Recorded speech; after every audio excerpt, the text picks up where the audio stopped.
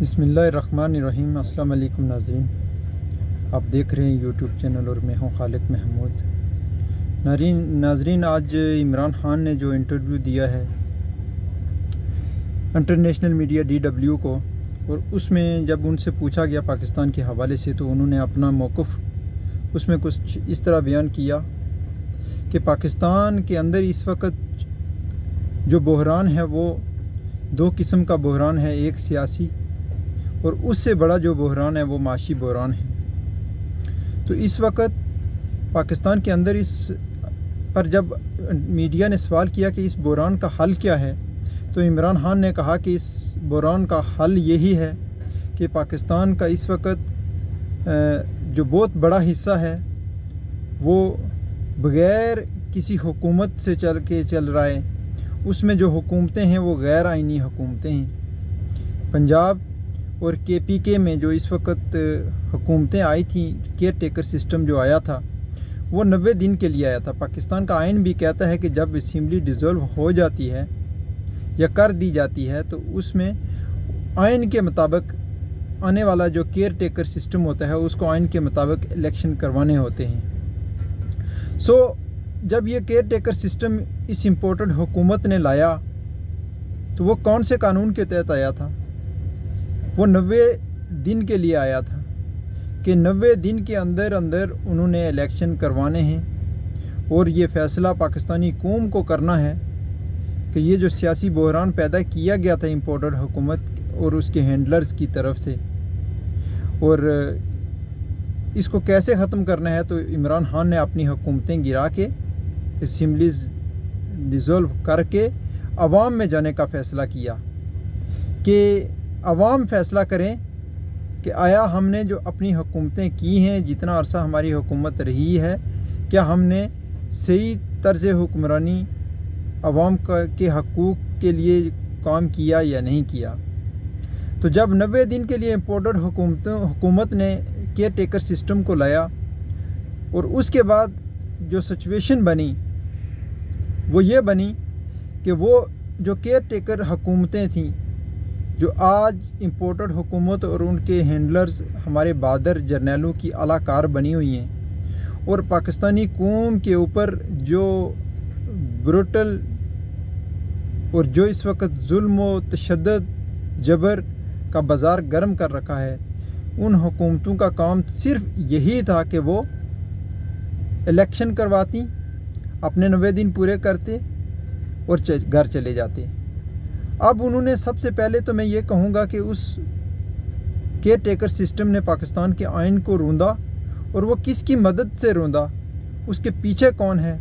उसके पीछे सबसे पहले तो इम्पोर्टेड हुकूमत और एक भगोड़ा जो लंदन में बैठकर वहाँ से प्लान दे रहा है, और उसके साथ मिले हुए सैयद हाफ़िज़ इसलिए मैं कह रहा हूँ कि सबको पता चले कि पाकिस्तान के अंदर जो इस लबादे में ये जो लबादा ओढ़कर सैयद का भी और हाफ़िज़ का भी, और हमारे बहादुर आर्मी चीफ साहब बैठे हुए हैं, हाफ़िज़ आसिम मुनीर साहब, तो हाफ़िज़ आसिम मुनीर साहब भी इस चीज़ के पीछे हैं और मुल्क के आइन को रूंधने में उनका भी बहुत बड़ा किरदार है। उसके साथ साथ एहतजाज, जब ये इमरान खान की गिरफ़्तारी होती है तो उस वक़्त जो कौम निकली है एहतजाज के लिए, क्योंकि इनका एक प्री प्लान था इस मुल्क को डीरेल करने का, इस मुल्क के साथ कुछ भी कर जाने का, वो बुग़्ज़ इमरान में, क्योंकि उनको पता था कि जब हम ये करेंगे तो आवाम तो सड़कों पे आएगी, आवाम तो निकलेगी, क्योंकि पाकिस्तानी आवाम ने कह दिया था इन हैंडलर से, इम्पोर्टेड हुकूमत से, कि आपने जितना भी जुल्म किया हमारे साथ कर लिया, पाकिस्तान का आइन तोड़ा आपने तोड़ लिया, लेकिन इमरान खान को अगर आप वहाँ तक हाथ आपका जाएगा तो ये पाकिस्तानी कौम की रेड लाइन क्रॉस हो जाएगी। पाकिस्तानी कौम की जब रेड लाइन को क्रॉस किया गया तो कौम ने अपना रिएक्शन दिखाया, इनके एक्शन पे रिएक्शन दिया, ना कि कौम ये चाहती है कि हम कोई इस तरह का एहतजाज करें। क्योंकि अगर इस तरह का एहतजाज करना होता तो इमरान खान को जब 25 मई को वो लॉन्ग मार्च लेकर आ रहे थे تو اس وقت بھی یہ اس طرح کے حادثات ہو سکتے تھے، لیکن عمران خان نے ان کے جبر کو، ان کی وحشیت کو دیکھ کر انہوں نے سمجھا کہ یہاں عوام بھی نقصان ہوگی اور عوام کے ری ایکشن میں کچھ ہماری فورسز کے لوگ بھی نقصان ہو سکتے ہیں، تو اس لیے وہ نہیں چاہتے تھے، ہمارا لیڈر نہیں چاہتا تھا کہ عوام اور ہماری فورسز آپس میں ایک دوسرے کے ساتھ لڑیں، کیونکہ فورسز جو ہوتی ہیں وہ کسی بھی ملک کی طاقت ہوتی ہیں اور عوام بھی ہر ملک کی طاقت ہوتی ہے۔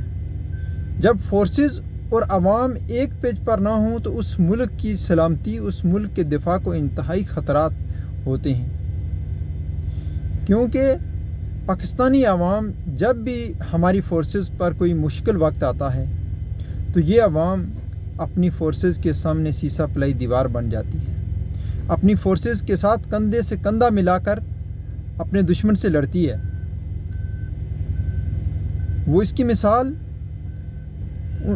1971 سے لے کر آج تک جتنے بھی بیرونی دشمن کے ساتھ مارکے ہوئے تو اس میں پاکستانی عوام نے اپنی فورسز کو کبھی بھی تنہا نہیں چھوڑا۔ لیکن آج ہماری فورسز سے میں سوال کرتا ہوں، ہماری اپنی افواج سے میں سوال کرتا ہوں کہ جب اس قوم پر مشکل وقت آیا تو آپ نے اپنی قوم کا کیوں ساتھ چھوڑ دیا؟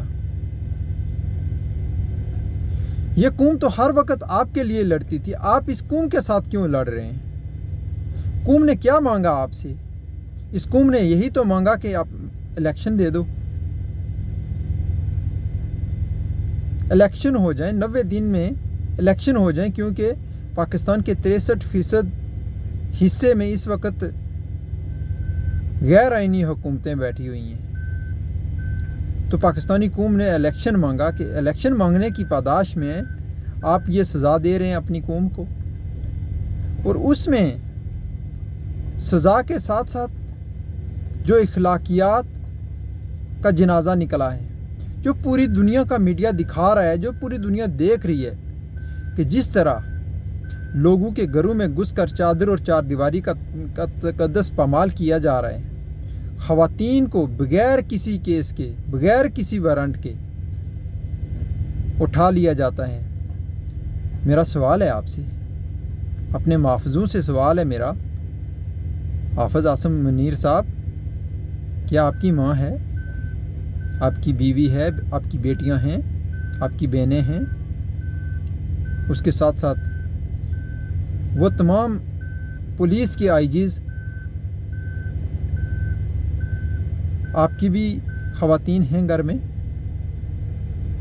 کیا اگر آپ کے گھر میں کوئی آپ کی بیٹیوں کو، آپ کی بیویوں کو، آپ کی ماؤں کے ساتھ اس طرح کا سلوک کرے گا تو آپ اس کو کیا نام دیں گے؟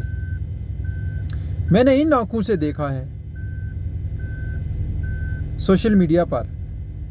کرنے کے وقت تو آپ نے انٹرنیٹ بند کیا ہوا تھا، آپ کے تمام کرتوت آج جو لوگوں نے ریکارڈ کیے تھے وہ سامنے آ گئے کہ آپ نے نہتی خواتین کو جس طرح گھسیٹا، جس طرح ان کو تھانوں میں لے جا کے نہ جانے ان کے ساتھ کیسا کیسا شرمناک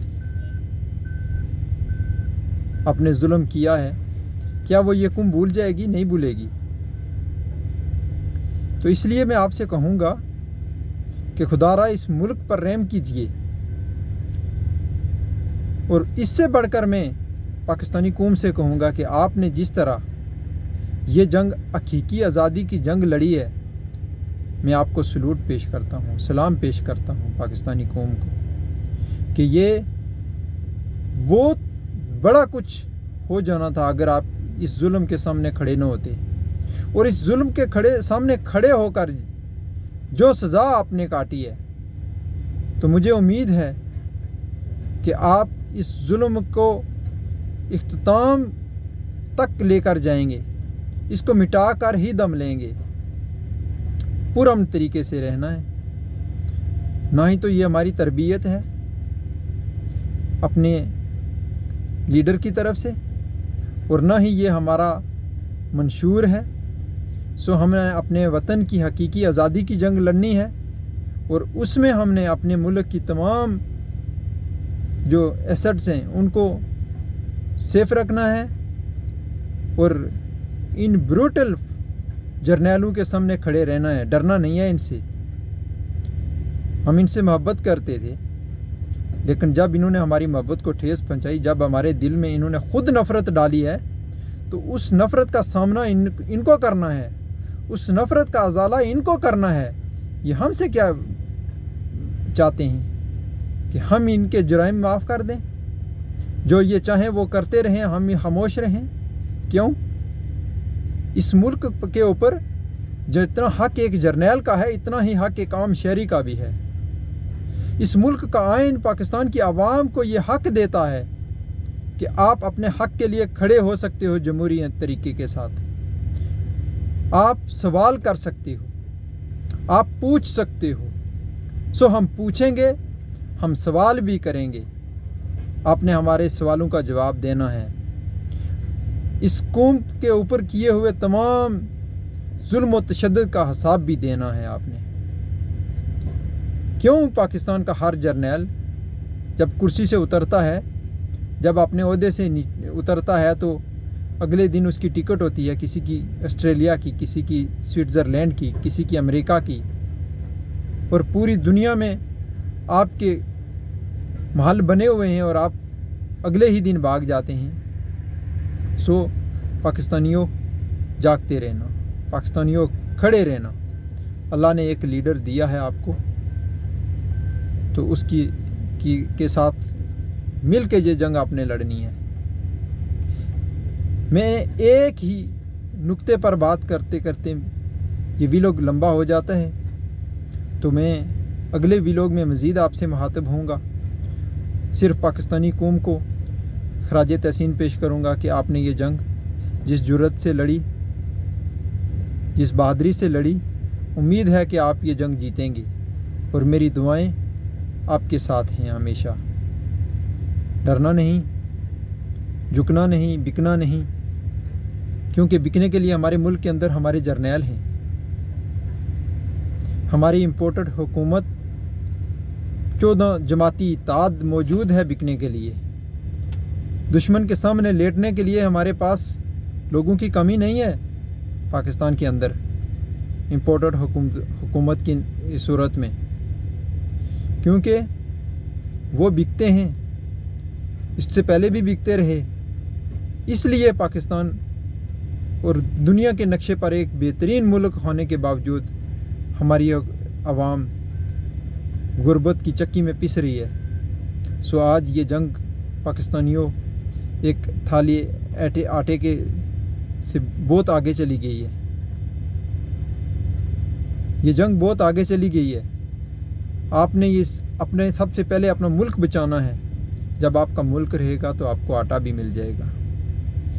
जब आपका मुल्क रहेगा तो आपको दुनिया की हर शय मिलेगी, और इस अजीम मुल्क को बेचने वाले उन तमाम कुव्वतों के सामने आपने डटना है।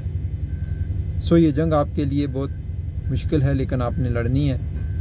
मेरी दुआएं आपके साथ हैं। मिलते हैं अगले व्लॉग में। अल्लाह हाफिज़।